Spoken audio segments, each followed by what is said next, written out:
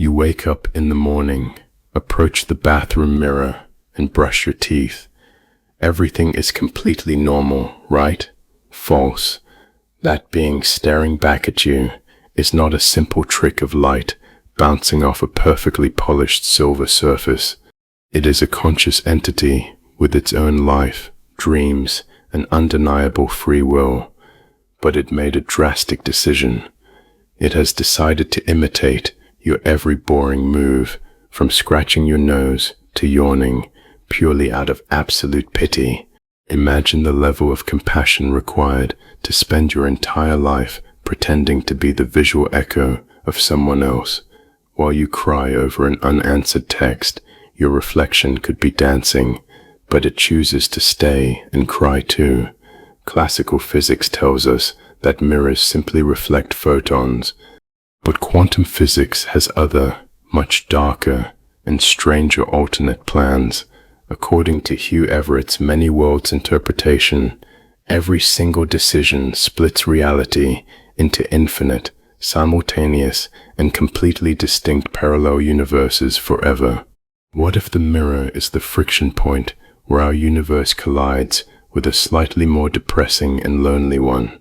In that universe, your other self understands that if it stopped imitating you, your fragile mind would collapse from cosmic loneliness, so it becomes your personal mime, a willing slave to your daily routine, just to maintain your fragile human sanity.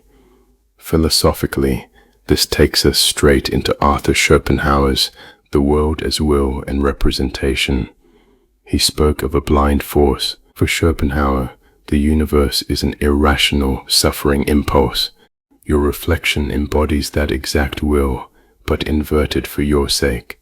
Its will is to annul itself, so that you can exist without facing the existential void and crushing cosmic determinism. Think about determinism, the idea that we have no free will, that everything is just a chain of cause and effect.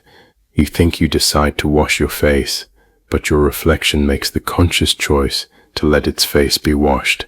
Who is more free, the one acting mechanically on instinct, or the one sacrificing their freedom for a heroic act?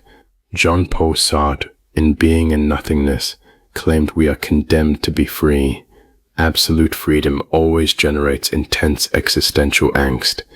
Your reflection, by giving up its freedom to imitate you, escapes Sartre's existential dread.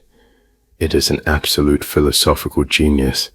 While you drown in dilemmas about what clothes to wear or what career to study, your reflection already has the script. Its only job is not to ruin the illusion. Although sometimes, if you stare closely, you will notice a slight delay. That millisecond is its hesitation, the instant it thinks about breaking the glass, screaming, and running away to the beach.